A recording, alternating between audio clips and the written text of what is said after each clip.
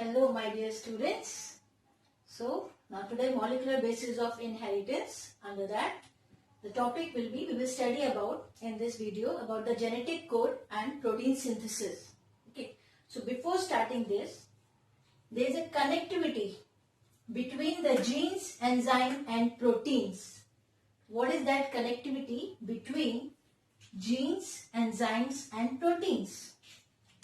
So related to that, while studying and experimenting with the spores of fungi Neurospora crassa to mutagenic agents, two scientists, Beadle and Tatum, in 1941 found that mutant strains lacked a certain enzymes. Hence, they conclude that one gene specifies the synthesis of one specific enzyme. If that gene is not present, the enzyme will not be produced. So this was named as one gene, one enzyme hypothesis. Fine. So Beadle and Tatum, they concluded that one gene specifies the synthesis of one enzyme, one specific enzyme. Later on, in 1957, Vernon, another scientist, modified this hypothesis, one gene, one enzyme hypothesis, as one gene, one polypeptide hypothesis. As all the genes codes for proteins which may or may not be enzymes. So here Vernon said that each gene, they code for the particular protein and that protein may or may not be the enzyme. So later on Vernon gave this modified one gene, one enzyme hypothesis modified to one gene, one polypeptide hypothesis. Okay. Now come to very important topic, that is genetic code, because here when I will explain few terms I will use, and those terms, the information related to genetic code is very important because later on we will study about the protein synthesis. So this play very important role in protein synthesis topic. Now genetic code. The cells are enabled to synthesize their specific protein without DNA. DNA, okay, that exists as the particular, means in the DNA exists as a particular sequence of bases as information, and this information is called genetic code. So first of all, what is genetic code? The cells are enabled to synthesize their specific protein without the DNA, because if they want to synthesize the protein, that information related to protein is present in the DNA. So without DNA that is not possible. That exists as the particular sequence of bases as information, and this information is called genetic code. Now messenger RNA, one more thing, in 11th class we have already studied about the messenger RNA, ribosomal RNA, transfer RNA, find their structure and their function.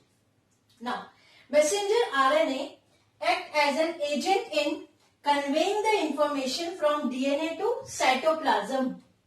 Now a sequence of 3 nucleotides on messenger RNA strand is called codon, and each specific codon codes for a specific amino acid. So group of sequence of 3 nucleotides, that is called codon. Now Marshall and Henrich and Hargobind Khurana cracked complete genetic code by using artificial messenger RNA template. So they have given all possible complete genetic codes. In RNA, there are 4 nitrogen base. You all know that. What is this? AUGC. Isn't it? That is adenine, uracil, guanine, cytosine. They can form 64 possible combinations of triplet called codons. So total 4 nitrogen bases are there and they can form 64. This is very important. 64 possible combinations of triplet, and that is codon, means 64 codons. Among these, 3 codons serve as termination codon, and remaining 61 codons will be called as sense codons. So out of 64, 3 are termination codon and 61 codons are sense codons. And they code for 20 amino acids required for protein synthesis. So total 64 possible combinations, that is called codon, and they code for 20 amino acids. See, here I use the term termination codon, sense codons. Same thing I will use there in the protein synthesis also. Termination, when moves out.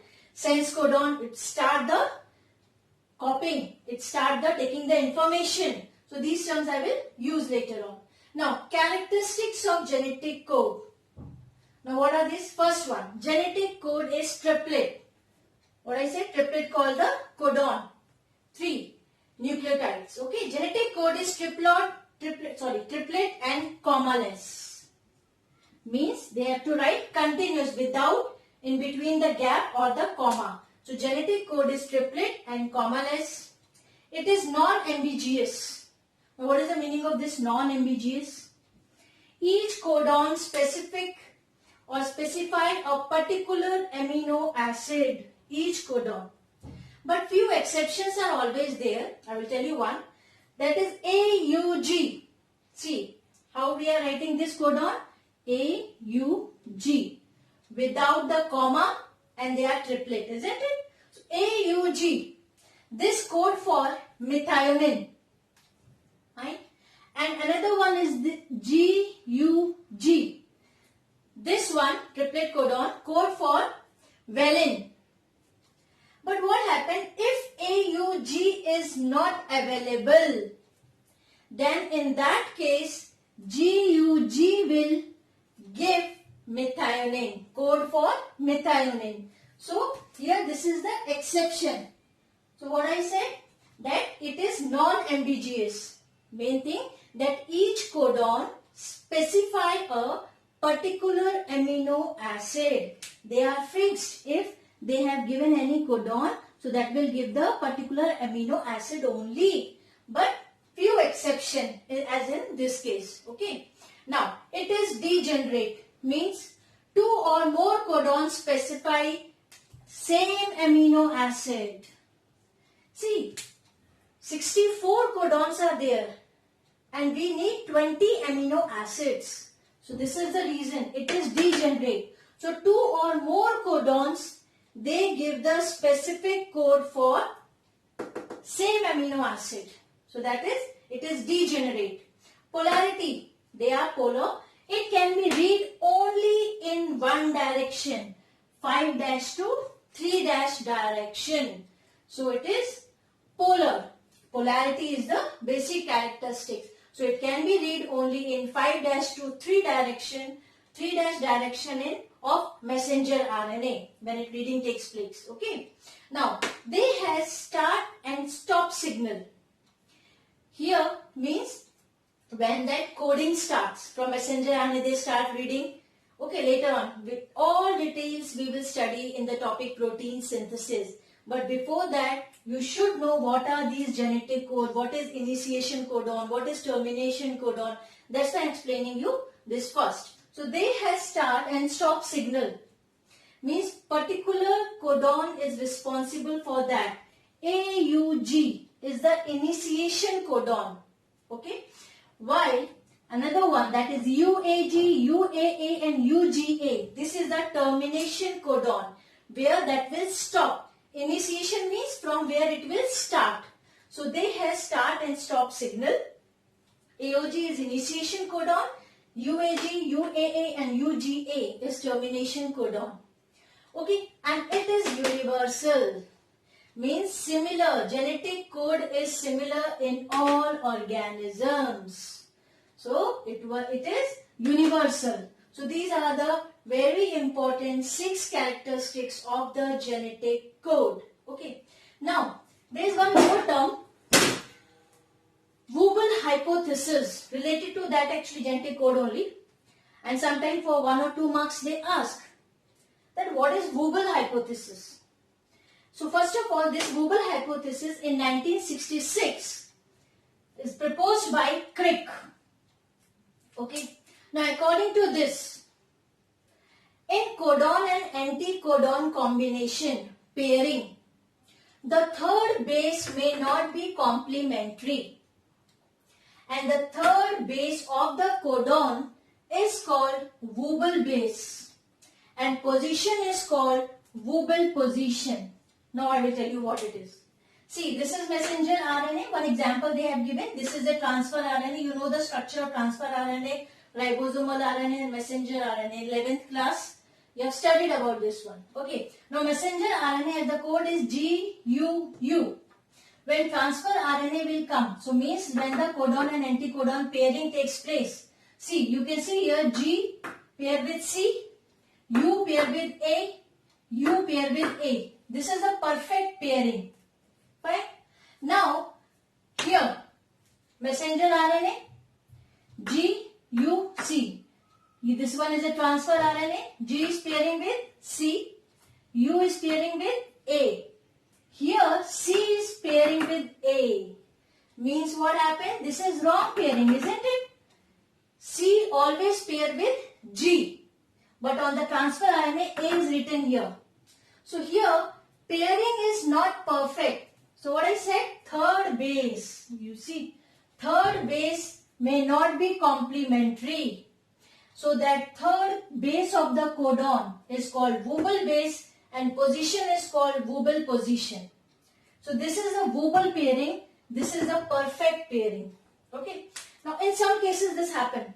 Now pairing is not perfect, but still that will give required amino acid perfectly without any error. See, in this case also the amino acid will be valine. Okay, perfect pairing. But here also when the pairing is not perfect, Wobble pairing, but still the amino acid that is valine only we will get. So pairing is not perfect. Then also we are getting the exact required amino acid. But in few cases this happen, and this hypothesis is called Wobble hypothesis, when the third base is not the perfect pairing. Okay. So that is perfect pairing structure I have shown here, and this is the Wobble pairing structure.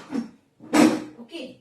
So that is only for 1 or 2 marks. Sometimes they ask. Usually for 3 marks they ask this, what are the general characteristics of the genetic code. Okay. So just have a look of these all characteristics which are very important.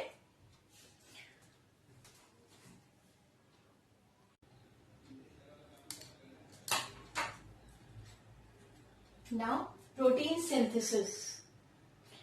Now central dogma of protein synthesis that is proposed by Crick. Now what this word dogma means? Dogma means principle. Okay. The principle of protein synthesis is DNA, messenger RNA. Through which process? Transcription. Then from messenger RNA to give protein. Finally, the product is protein synthesis. That is the main aim. So this will be by the process translation. So whole process of protein synthesis include transcription and translation. So this is the central dogma of the protein synthesis. Now one by one. Transcription. In this, messenger RNA strand is formed from the DNA template, because this will take the message code for the particular protein. Initiating the process, which process? Transcription, requires the enzyme called DNA-dependent RNA polymerase. This enzyme for initiating the process. Genetic information from DNA is copied into messenger RNA. Now, a transcription unit has a promoter, very important, three things: promoter, structural and terminator. These three genes.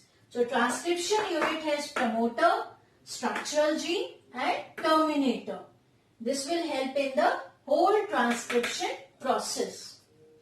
Now, the DNA strand which is used for the synthesis of RNA is called template strand or antisense strand, and this is oriented in 3 to 5 direction. As you know that DNA 5' to 3', 3' to 5', 2 strands are there, fine. So this template strand or the antisense strand will be oriented in 3 to 5 dash direction. Okay, the other strand which is not involved in the RNA synthesis is called coding strand or sense strand, and this will be has the orientation from 5' to 3'. So in simple words, antisense strand 3' to 5' direction and sense strand that is from 5' to 3' direction. Okay. Now, a small DNA sequence is used as a binding site for RNA polymerase. See, simple DNA structure is this. Okay. So, RNA polymerase, this enzyme will initiate the process. So, small binding site will be there, a particular place on that DNA strand. So, this region is called promoter, means where the RNA polymerase will go and bind with the double helical structure of DNA. So, this region is called promoter, binding sites, starting one. Okay. Now, promoter towards 5' end. Promoter always attached towards 5' end. And terminator is always attached, means promoter is here, means after some distance then there will be the terminator zone, region, zone or region. Here the promoter one, promoter from where it will start, terminator where it will stop. So this is the promoter zone, this is the terminator zone. So promoter towards the 5' end and terminator towards the 3' end. And because of this only, promoter 5' end is called upstream and 3' end is called downstream. Upstream why? Because that will initiate, that will start, promoter. Okay. Now, structural gene, just wait. Structural gene is monocystonic in eukaryotes. The genes have, in the case of eukaryote, the structural gene, they have introns and exon zone region. Now, what is this? Intron is an inactive region and exons is an active region of the structural gene. That is in the case of eukaryotes. Okay? So, that is monocystonic type. So, they have introns and exons. So, these are the important points. Now, we will start what happened exactly during transcription. Now, during transcription, the enzyme RNA polymerase bind to the promoter site, means from where it will start. Okay, promoter site, I will write here. Which enzyme? RNA polymerase. It initiates the process of transcription. Now, due to this, 2 strands of the DNA will separate. So, when the RNA polymerase is there and there they have to start the transcription. So, polymerase enzyme will attach to the promoter and then they start separating. Ye dekhiye, that will become broad. Okay. So, due to this, 2 strands of DNA will separate. Now, complementary RNA nucleotides are selected from surrounding matter. This DNA where it is present in nucleus that contain the nucleoplasm and nucleolus is there, fine. So, that is the surrounding matter. So, when it will get separate, then RNA nucleotides, because they have to pair with the code of the DNA. So, they will be from the surrounding matter that will come according to the base pair which is present in the DNA. And they will start making the pair. So, see, I have written here, according to the base pair sequence in DNA. And this will form messenger RNA strand. So, after collecting the RNA nucleotides from the surrounding, according to the base pair which is present in the DNA, then they will form messenger RNA strand. And this process is called elongation. See, here you can see the messenger RNA, this one. Okay. So, that is the elongation. Now, small part from the promoter, it will go to the terminator zone region where it will stop. Now, small part of RNA remains attached with the enzyme. Which enzyme? RNA polymerase. And this part, when reach at the terminator region, it is attached from here to here. And when it reaches to the terminator region, then both enzyme and messenger RNA, newly synthesized messenger RNA, will fall off. So from promoter, when it will reach to terminator, that will fall off. That will be detached from the DNA. Okay, which enzyme? RNA polymerase and this newly synthesized messenger RNA. And this, when they fall off, they will separate. That is called termination. So first is elongation, when messenger RNA form, and then termination. Now it's separated from the DNA, even the RNA polymerase enzyme. Right? Now, the RNA formed by transcription here is non-functional. Now, if they want functional RNA, they have to undergo few steps. So, further processing for becoming active messenger RNA. Now, what are those processes? That process consists of splicing, capping and tailing. After that only, this non-functional mRNA will become functional, will become active. Okay. Now, here as I have drawn the structure from promoter to terminator region, then it's separated, and look here, you can see. Now, what is splicing? Splicing, capping and tailing. Now, splicing is removal of intron. What I said? Introns are the inactive zones, isn't it? So, first of all, see I have drawn with the blue and the black color. Introns here, that is of light color, blue color. So, first splicing means they will remove the introns from this messenger RNA. So, what happened? They will come nearer and then in this way, you can see that will be removed. Now, only the exon, dark color, black, black, black. You can see a black line I have drawn, and these all introns that are separated. So, RNA splicing. So, removal of introns, that is inactive zones of the RNA. Now, capping. So, after the splicing, now we have this exon only. Capping is addition of nucleotide methyl guanosine triphosphate at 5' end. Here this is 5' end and this is 3' end. Okay. Now at this end, the addition of this one, methyl guanosine triphosphate, GPPP, I have written here. So this is called capping. At 5' end, addition of this nucleotide. Fine. Now tailing means addition of adenylate residue at 3' end, polyadenylation. This one, addition of adenylate residue. So, addition of adenylate residue at 3' end is called tailing, and addition of nucleotide at 5' end is called capping. And what is splicing? Removal of introns. So, after these three steps, splicing, capping, tailing, now messenger RNA is ready. Okay. Now, this become functional messenger RNA. Now, messenger RNA leaves the nucleus and goes to ribosome. Where the ribosome is present? In cytoplasm. Okay. For next process. Which process? Translation. So, up to here formation of functional messenger RNA transcription is over.